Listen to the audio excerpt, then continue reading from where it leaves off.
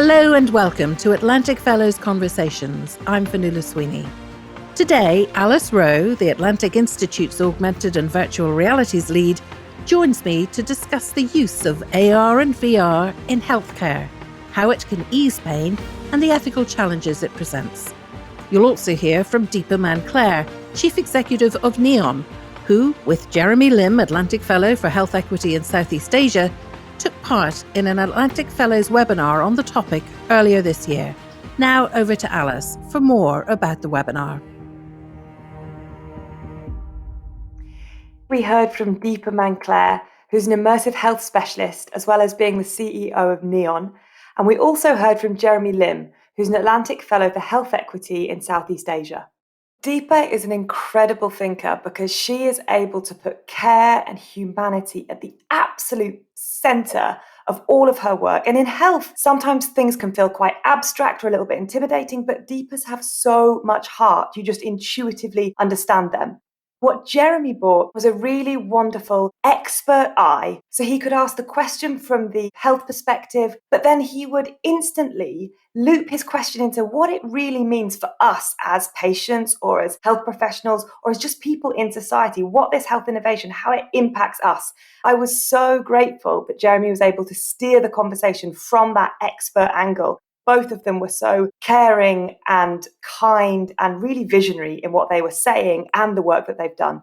You spoke at the beginning of the session, I'm going to quote here, ignite our imagination and invoke the new, with K in brackets. In other words, invoke the KNEW, where we draw on our histories and our narratives, all forms of knowledge, and bring it into this space.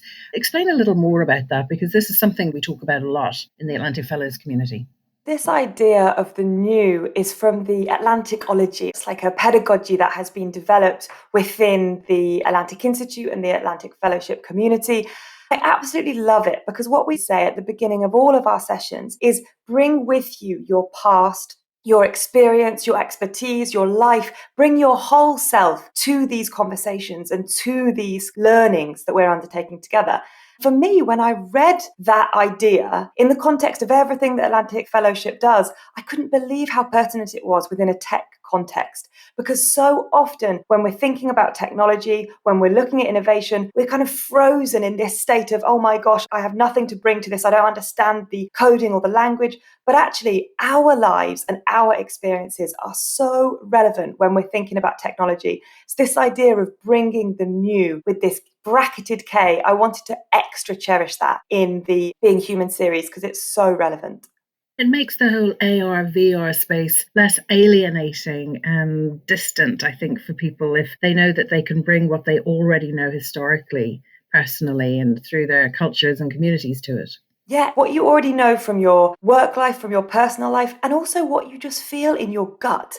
So often when we're thinking about technology, you kind of know if it freaks you out, if it inspires you, if it makes you want to rush out and buy something, or if it makes you want to run away and write a piece about it. And it's about owning those feelings, working out where your intuition comes from, and then learning with each other. I think what the new with the K is all about is that there is no such thing as an expert. We're all experts in our own lives and our own experiences. And it's about cherishing that expertise and bringing it with us as we approach new situations. Let's move on to the very practical applications of AR, VR. AR, VR, as we were hearing in this session, can control pain. Where are those developments and how exciting are they that we can solve real-world problems like controlling pain? I'm not an expert in health, but from listening to DEEPA and to Jeremy, the exciting thing for me was it was kind of about distraction. When you put on this headset, it can alleviate pain because you're focusing on something slightly other, which was interesting because that is the roots of virtual reality in gaming, all about escapism. And actually, that is what this health application is borrowing from, this idea of immersing yourself in a different environment that takes you outside of your pain somewhat. Let's hear from DEEPA how VR can be used to alleviate pain. VR has the capability to retrain our neural networks and pathways in a really positive way through a process called neuroplasticity, where we can actually rewire our brains and change it on a cellular level. VR reduces sensory pain. There are fewer pain signals and less emotional pain, but at the same time, the positive areas of resilience and cognitive processing are increased. There's a double whammy effect. Less perceived pain combined with the positive effects of increased resilience. While technology offers solutions that does give people choice, the use of technology can also enable people to share their experiences, and in doing so, give hope and enable people to feel human again. For me, effective VR and AR teaches people skills that they can use in real life.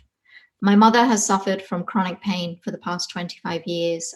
I believe that technology will finally give people choice that people like my mother have not been afforded to date. We often talk in the Atlantic Fellows community about the importance of being present and the fact that there's time to help shape the conversation around the use of AR, VR. In other words, the need for an ethical framework, a global ethical framework, because without regulation or standards, this technology can be used unethically.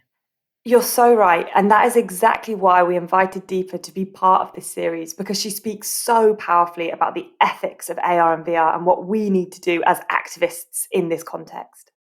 The ethical framework and the value basis has to underpin everything. I think that's unfortunately been missing in terms of commercial conversations around innovation and technology, because the drivers are often financial.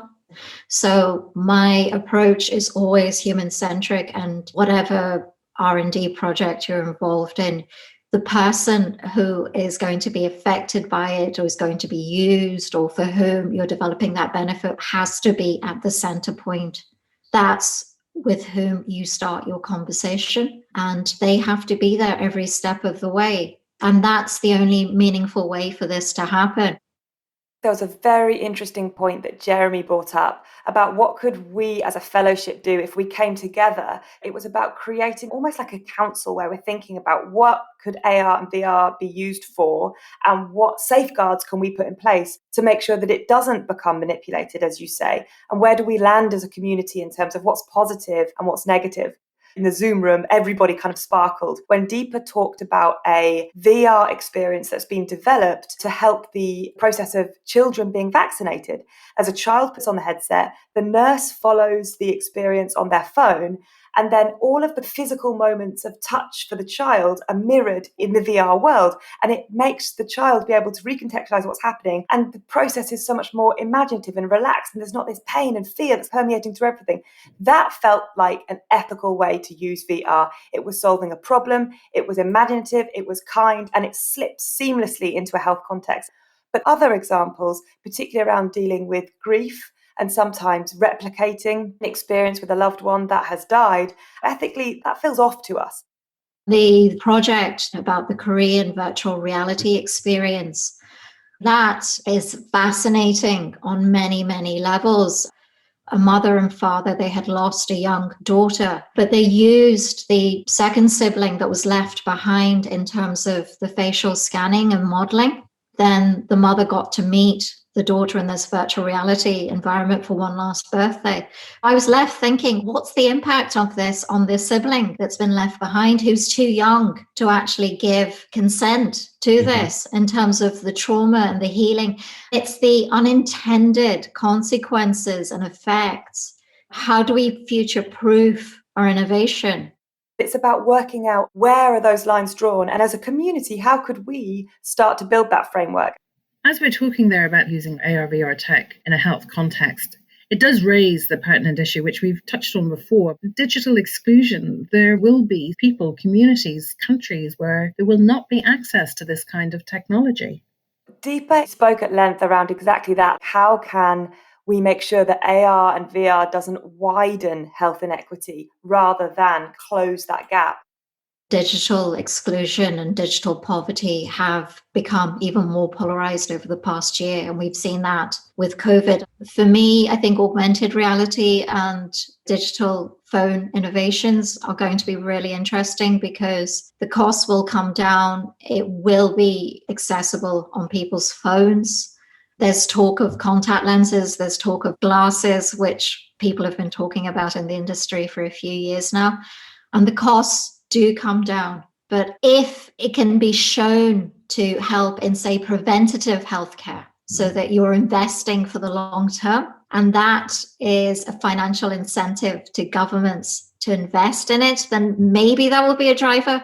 I know in the West that our funding in terms of health and social care tends to be driven by the election cycle. It's so short-sighted. It needs to be on a 20, 25-year basis. It needs to sit above party politics. If we want to see meaningful change in terms of our population health, if we want to reduce inequities in health, and if we want to just have a decent society where everybody is valued. DEEPA's point is so pertinent there about needing a society where everybody is valued. And it speaks to this further question that if only a few people have access to this sort of technology, is it really moral for the medical profession to jump on board with this sort of innovation? And then there's the question of inbuilt bias, the bias that's already put into the design of artificial intelligence. It's fair to say, presumably, that a lot of the developers, the majority of developers, are white, maybe American or European. What does that bring with it? Yeah, when you stray into artificial intelligence and the data sets that are informing this sort of technology, particularly in a health context, it becomes exceptionally important that the data sets are diverse. And this was one of DEEPA's main concerns. One of my fears is that artificial intelligence is beginning to be used increasingly in terms of the design of various systems. I am concerned about how AI is being designed, because it can only be designed by using data sets, and often that data set is biased and tends to be racially disproportionate. It's generally white European in terms of the way it's done. We've had facial recognition technology that's been developed that is appalling at picking up faces that are African or dark-skinned, because those data sets were never part of the initial programming. This isn't a new problem. When you look back in medicine, this happens again and again and again, where health innovation is designed around male bodies, particularly when you think of it from a feminist perspective. And this is happening in a health context today, for sure, in artificial intelligence, around race and around gender. We didn't touch on that hugely in this session because we were thinking more about augmented reality and virtual reality and lots of therapeutic methods and diversion tactics and pain management. But you hit the nail on the head in terms of the big question around AI and data sets. Absolutely. And that's something we need to keep a really close eye on in terms of the discourse. We touched on earlier the whole issue about digital exclusion and digital poverty, and that COVID has simply further exposed already existing inequities. Might it actually be the case that COVID might accelerate accessibility to this technology and the hardware that accompanies it? I really hope so. DEEPA has this beautiful metaphor where she talks about trees and the nutrients under each of the trees. And when one tree is unwell, the other trees send these nutrients to that particular tree to uplift it, and they share all their nourishment so that they can look after each other and make sure that no one is unwell. She talks about the future of technology needing to follow that model, that actually technology shouldn't be there for the elite to uplift the privileged, but actually it should be there so we can send under the soil all these nourishing things to each other and use technology to uplift those that need uplifting. I loved speaking to DEEPA and hearing snippets of how AR and VR in the future can achieve that. That would be the dream, that we come out of COVID closer to understanding how technology can uplift all of us, rather than only uplift those that have privileged access. There's still another session to go in this podcast series. What's next, Alice? Next in the series is an exploration of AR and VR from an Indigenous perspective. We'll be joined by Atlantic Fellow for Social Equity, Shane Webster, who will be in conversation with Michaela Jade, founder of Australia's first Indigenous edutech company. We're going to consider the power of this medium for storytelling and for safeguarding Indigenous knowledge. We are delighted to bring these two thinkers and activists together to explore AR and VR from an Indigenous perspective. And that was Alice Wroe, Augmented and Virtual Realities Lead at the Atlantic Institute. Our next episode will be on Indigenous Approaches to AR/VR. You've been listening to Atlantic Fellows Conversations. I'm FIONNUALA SWEENEY. To find out more, visit our website, www.atlanticfellows.org.